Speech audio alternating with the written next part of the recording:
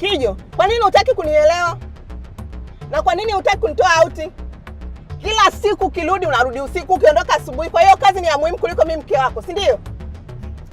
Mama, yaani umetoka kwenye hiki umehamia kwenye hiki tena. Tumalize jambo moja then tutaenda kwenye jambo jingine. Shida iko wapi? Mimi naona una mambo yako, si ndio? Haya, endelea na mambo yako na ufanye mambo yako. Sasa hivi sitakusemesha tena. Usinisemeshe kwa nini mke wangu wakati tunaishi nyumba moja?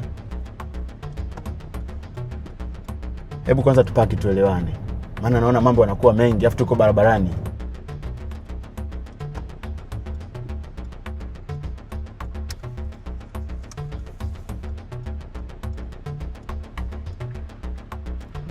Suzi, unajua mimi nachukia sana tabia yako na sifurahii kabisa. Tabia yako kupiga makelele kama unaongea na mtu ambaye ni kiziwi ama asielewa. Kwani huwezi kuongea kawaida na ukaeleweka? Ni mpaka upige makelele utadhani unaongea na mtu ambaye ni kiziwi ama mtu asielewa? Usinipangie niongeeje. Kwani wewe sio mimi? Na unavyozidi kuongea ndivyo unavyonipandisha hasira zaidi na zaidi. Bora ukae kimya na ufunge huo mdomo wako. Suzi, maisha yaendi hivyo.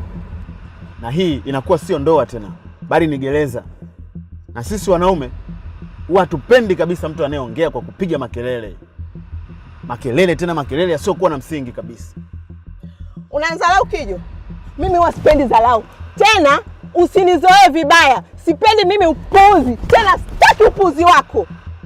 Sijui umenielewa? Sitaki unizoee vibaya. Nimesema.